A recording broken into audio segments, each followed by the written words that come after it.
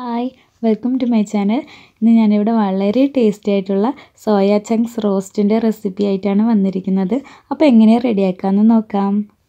ഇതിനായിട്ട് ഞാനിവിടെ 1 cup soya chunks ആണ് എടുത്തിരിക്കുന്നത്. അപ്പോൾ ഇത് കുറച്ച് വെള്ളത്തിലിട്ടിട്ട് കുറച്ച് ഉപ്പ് കൂടി ഇട്ട് കൊടുത്തിട്ട് നല്ലപോലെ തിളപ്പിച്ച ശേഷം ഓഫ് ചെയ്തിട്ട് മൂടി വെക്കാം. ഇപ്പോൾ ഇത് നന്നായി തിളച്ചിട്ടുണ്ട്. ഇനി ഇതൊരു 10 മിനിറ്റ് നമുക്ക് മൂടി വെക്കാം. 10 മിനിറ്റിന് ശേഷം ഞാനിത് നന്നായിട്ട് 2 തവണ വെള്ളത്തിൽ കഴുകിയിട്ട് സ്ക്വീസ് ചെയ്ത് എടുത്തിട്ടുണ്ട്. ഇനി ഇതിലേക്ക് പൊടി ചേർത്ത് കൊടുക്കാം. ഇപ്പോൾ ഇത് റെഡി മിക്സ് ആയിട്ടുള്ള പൗഡറാണ് ഞാൻ ചേർത്ത് കൊടുക്കുന്നത്. അതായത് കോൺഫ്ലവറിൻ്റെയും മൈദയുടെയും അതേപോലെ അരിപ്പൊടിയുടെയൊക്കെ ഒരു മിക്സാണ്. മുളക് പൊടി എല്ലാം ഇതിനകത്ത് തന്നെ ഉണ്ട്. ഉപ്പ് മാത്രം ചേർത്ത് കൊടുത്താൽ മതി. ഇനി ഇത് കൈവച്ച് ഒന്ന് നന്നായി തിരുമ്മി കൊടുക്കാം. നല്ലവണ്ണം ഒന്ന് അമർത്തി തിരുമ്മിയാൽ മതി. വെള്ളമൊക്കെ നമ്മുടെ ഈ സോയ ചങ്ക്സിൻ്റെ ഉള്ളിൽ നിന്ന് തന്നെ വന്നോളും. നമ്മൾ നന്നായിട്ട് സോയ ചങ്ക്സ് സ്ക്വീസ് ചെയ്ത് കളയണം. എന്നാൽ പോലും അതിനകത്ത് കുറച്ചെങ്കിലും ഒരു വാട്ടർ കണ്ടൻറ്റ് ഉണ്ടാവും. അത് നമ്മൾ ഈ പൊടി ചേർക്കുമ്പോൾ ഇതുപോലെ ഇങ്ങനെ അമർത്തി ഒന്ന് കുഴച്ച് കഴിഞ്ഞാൽ കറക്റ്റായിട്ട് പാകത്തിന് വന്നോളും. ഇനി ഈ റെഡി മിക്സ് പൗഡർ ഇല്ലാത്തവർ ചെയ്യേണ്ടത് ഒരു 2 ടേബിൾ സ്പൂൺ മൈദ, 1 ടീസ്പൂൺ അരിപ്പൊടി, അതേപോലെ 1 ടേബിൾ സ്പൂൺ കോൺഫ്ലവർ, പിന്നെ മുളക് പൊടി നമ്മളുടെ എരിവിന് ആവശ്യത്തിന്, ഉപ്പ് ആവശ്യത്തിന്, അതേപോലെ കുറച്ച് ഇഞ്ചി വെളുത്തുള്ളി പേസ്റ്റ്, അതൊരു 1 ടീസ്പൂൺ വീതം ഇട്ടേക്കാം. ഇഞ്ചി വെളുത്തുള്ളി പേസ്റ്റ്, കുറച്ച് നാരങ്ങാനീര്, ഇതെല്ലാം കൂടി മിക്സ് ചെയ്തിട്ട് സോയ ചങ്ക്സിൽ ഇതുപോലെ പുരട്ടി കൊടുത്താൽ മതി. ഇപ്പോൾ സോയ ചങ്ക്സ് മാരിനേറ്റ് ചെയ്യാൻ വെച്ചിട്ട് 20 മിനിറ്റ് കഴിഞ്ഞു. ഇനി നമുക്ക് അതൊന്ന് ഫ്രൈ ചെയ്തെടുക്കാം. അപ്പോൾ ഞാനിവിടെ കുറച്ച് സൺഫ്ലവർ ഓയിലാണ് ഒഴിച്ചു കൊടുക്കുന്നത്. വെളിച്ചെണ്ണ വേണമെങ്കിൽ വെളിച്ചെണ്ണയും ഒഴിച്ചു കൊടുക്കാം. ഇനി ഇത് നമുക്കൊന്ന് നന്നായി ഫ്രൈ ചെയ്തെടുക്കാം. ഡീപ്പ് ഫ്രൈ ഒന്നും ആവശ്യമില്ല, ഷാലോ ഫ്രൈ മതി. അപ്പോൾ കുറച്ച് എണ്ണ മതി, എന്നിട്ടൊന്ന് നന്നായി ഫ്രൈ ചെയ്തെടുത്താൽ മതി. കുറച്ച് ക്രിസ്പി ആയിട്ട് തന്നെ ഫ്രൈ ചെയ്തെടുക്കാം. അതിനുശേഷം നമ്മളിത് മസാലയാക്കാനുള്ളതാണ്. അപ്പോൾ കുറച്ച് ക്രിസ്പി ആകുന്നത് വരെ നമുക്കൊന്ന് ഇത് ഫ്രൈ ചെയ്തെടുക്കാം. 2 മിനിറ്റോളം ഞാൻ മീഡിയം ഫ്ലെയിമിൽ വെച്ച് കഴിഞ്ഞ ശേഷമാണ് ഇതുപോലെ ഒന്ന് ഇളക്കി കൊടുക്കുന്നത്. അപ്പോൾ ഒന്ന് നന്നായിട്ട് ഒരു സൈഡ് ആയി കഴിയുമ്പോൾ ഇതുപോലെ ഒന്ന് ഇളക്കി കൊടുക്കാം. എന്നിട്ട് എല്ലാം നന്നായി തന്നെ ഒന്ന് ഫ്രൈ ചെയ്തെടുക്കാം. അപ്പോൾ ഇങ്ങനെ തന്നെ കഴിക്കാൻ നല്ല ടേസ്റ്റാണ്. ഇപ്പോൾ ഇത് നന്നായിട്ട് ഫ്രൈ ആയി വന്നിട്ടുണ്ട്. ഇനി നമുക്കിത് ഹൈ ഫ്ലെയിമിലിട്ട ശേഷം ഒരു പാത്രത്തിലോട്ട് മാറ്റാം. അപ്പോൾ ഹൈ ഫ്ലെയിമിൽ ഇടുന്നത് എന്തിനാണെന്ന് വെച്ചാൽ ഒരുപാട് എണ്ണ കുടിക്കാതിരിക്കാനാണ് സോയ ചങ്ക്സ്. ഇപ്പോൾ ഞാൻ സോയ ചങ്ക്സൊക്കെ ചീനച്ചട്ടിയിൽ നിന്ന് മാറ്റിയിട്ടുണ്ട്. എന്നിട്ട് അതേ ചീനച്ചട്ടിയിൽ തന്നെ കുറച്ചുകൂടി ഓയിൽ ഒഴിച്ചു കൊടുക്കുന്നുണ്ട്. അപ്പോൾ നമ്മൾ മസാലയാക്കാൻ ആവശ്യമായിട്ടുള്ള ഓയിൽ ഒഴിച്ചു കൊടുത്താൽ മതി. ഇനി ഇതിലേക്ക് ഞാൻ പെരുംജീരകം ഇട്ട് കൊടുത്തിട്ടുണ്ട്, വലിയ ജീരകം. അതൊന്ന് പൊട്ടി വരുമ്പോഴത്തേനും നമുക്ക് സവാള ചേർക്കാം. ഞാൻ 2 വലിയ സവാളയാണ് ചേർത്തിരിക്കുന്നത്. അതേപോലെ 2 പച്ചമുളകും ചേർത്തിട്ടുണ്ട്. അപ്പോൾ പച്ചമുളകൊക്കെ നമ്മളുടെ എരിവിനനുസരിച്ച് കൂട്ടാം. പക്ഷേ ഒരുപാട് എരിവ് ആവശ്യമില്ല. നമ്മളിതിൽ മുളക് പൊടി കൂടി ചേർക്കുന്നുണ്ട്. അപ്പോൾ നോക്കിയിട്ട് പച്ചമുളക് ചേർത്താൽ മതി. അപ്പോൾ ഇനിയിപ്പോൾ ഇത് സവാളയുടെ എണ്ണം നമുക്ക് ഇഷ്ടം പോലെ കൂട്ടാം. പക്ഷെ കുറയാതിരുന്നാൽ മതി. കുറച്ച് കൂട്ടുമ്പോൾ നല്ല ടേസ്റ്റ് കൂടും. എന്തായാലും കുറയാതിരിക്കുന്നതാണ് നല്ലത് സവാളയുടെ എണ്ണയൊക്കെ. അപ്പോൾ ഒരു മീഡിയം സൈസ് സവാളയാണെങ്കിൽ ഒരു 2 എണ്ണമെങ്കിലും എടുത്തിരിക്കണം. ഇനി ഇത് നന്നായി ഒന്ന് വഴറ്റി കൊടുക്കാം.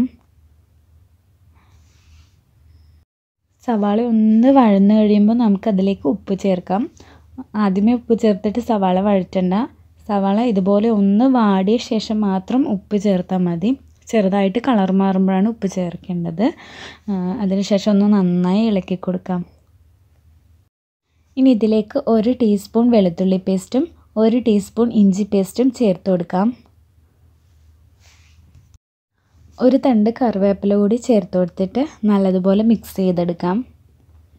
കറിവേപ്പിലയുടെ എണ്ണയൊക്കെ കുറച്ച് കൂടുതലായാലും നല്ല ടേസ്റ്റ് തന്നെ ഉണ്ടാവുക. അപ്പോൾ അവസാനം ഞാൻ കുറച്ചുകൂടി കറിവേപ്പില ചേർക്കും. അതുകൊണ്ടാണ് ഇപ്പോൾ കുറച്ച് മാത്രം ചേർത്തിരിക്കുന്നത്. ഇനി നല്ലതുപോലെ മിക്സ് ചെയ്യാം. ഇഞ്ചി വെളുത്തുള്ളി പേസ്റ്റൊക്കെ ചേർത്ത് കഴിയുമ്പോൾ തീ സിമ്മിലിടുക, അല്ലെങ്കിൽ പെട്ടെന്ന് അടിക്ക് പിടിക്കും. നോൺ സ്റ്റിക്കിൻ്റെയൊക്കെ പാനാണെങ്കിൽ പെട്ടെന്ന് പിടിക്കില്ല. അപ്പോൾ ഇതുപോലത്തെ ചീനച്ചട്ടിയൊക്കെ ആണെങ്കിൽ സിമ്മിലിട്ട ശേഷം ചെയ്യുക. ഇനി ഇതിലേക്ക് നമുക്ക് മസാലപ്പൊടികളൊക്കെ ചേർത്ത് കൊടുക്കാം. അപ്പോൾ ഞാനിവിടെ 1/2 ടീസ്പൂൺ മഞ്ഞൾപ്പൊടി ചേർത്ത് കൊടുത്തിട്ടുണ്ട്. അതേപോലെ തന്നെ 1/2 ടീസ്പൂൺ ഗരം മസാലപ്പൊടി കൂടി ചേർത്ത് കൊടുത്തിട്ടുണ്ട്.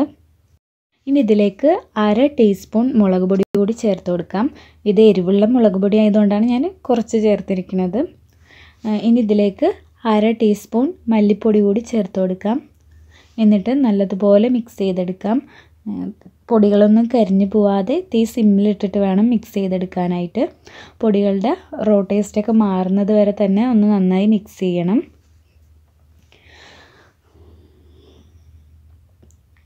ഇതിപ്പോൾ ഞാൻ വളരെ കുറച്ച് മാത്രമാണ് പൊടികളുടെ അളവൊക്കെ എടുത്തിട്ടുള്ളൂ.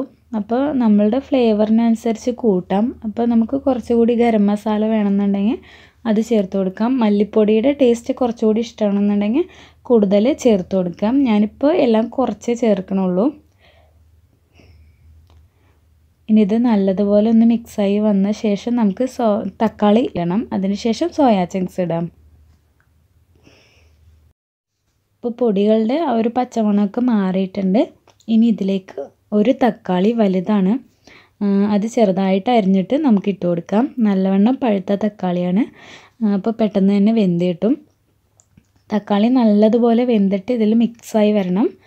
അപ്പോൾ നമുക്കിതൊന്ന് അടച്ച് വെച്ചിട്ട് വേണം വേവിക്കാൻ. അപ്പോൾ ആദ്യം ഇതൊന്ന് നന്നായി മിക്സ് ചെയ്യാം. അതിനുശേഷം അടച്ച് വെച്ച് ഒരു 2 മിനിറ്റ് 3 മിനിറ്റ് ഒന്ന് വേവിച്ചെടുക്കാം.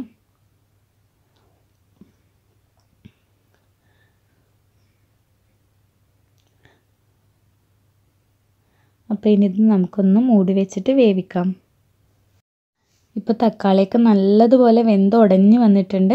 ഇനി ഇതിലേക്ക് നമ്മൾ നേരത്തെ ഫ്രൈ ചെയ്ത് വെച്ചിരിക്കുന്ന സോയാ ചങ്ക്സ് കൂടി ഇട്ട് കൊടുക്കാം. എന്നിട്ട് നല്ലവണ്ണം മിക്സ് ചെയ്ത് കൊടുക്കാം. മസാലകളൊക്കെ എല്ലാ ഭാഗത്തേക്കും എത്തുന്നത് പോലെ നന്നായി തന്നെ ഒന്ന് മിക്സ് ചെയ്ത് കൊടുക്കാം.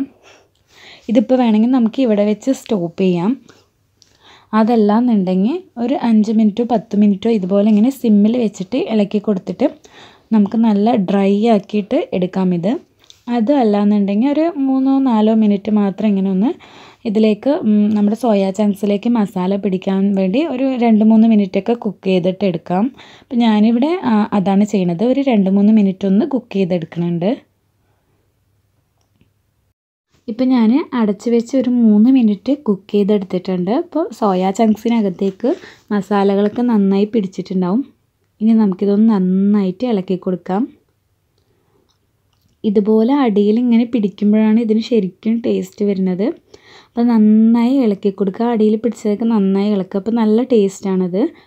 ഇങ്ങനെ അടിയിൽ പിടിച്ച് നമ്മൾ ഇളക്കി ഡ്രൈ റോസ്റ്റാക്കി എടുത്താലും നല്ല ടേസ്റ്റാണ്. അപ്പോൾ ചോറിൻ്റെ കൂടെയും ചപ്പാത്തിൻ്റെ കൂടെയൊക്കെ അടിപൊളിയായിട്ടുള്ള ഒരു കോമ്പിനേഷനാണ്. ഇപ്പോൾ ഞാൻ തീ ഓഫാക്കിയിട്ടുണ്ട്. കുറച്ച് മല്ലിയില കൂടി നമുക്കിതിലേക്ക് ഇട്ട് കൊടുക്കാം. അങ്ങനെ വളരെ ടേസ്റ്റി ആയിട്ടുള്ള നമ്മുടെ സോയാ ചങ്ക്സ് റോസ്റ്റ് ഇവിടെ റെഡി ആയിട്ടുണ്ട്. അപ്പോൾ എല്ലാവരും ഇതൊന്ന് ട്രൈ ചെയ്ത് നോക്കണം. ഈ റെസിപ്പി നിങ്ങൾക്ക് എല്ലാവർക്കും ഇഷ്ടപ്പെട്ടെങ്കിൽ തീർച്ചയായിട്ടും ട്രൈ ചെയ്ത് നോക്കണം. അതുപോലെ തന്നെ ചാനൽ സബ്സ്ക്രൈബ് ചെയ്യാനും മറക്കരുത്. അപ്പോൾ thanks for watching my video.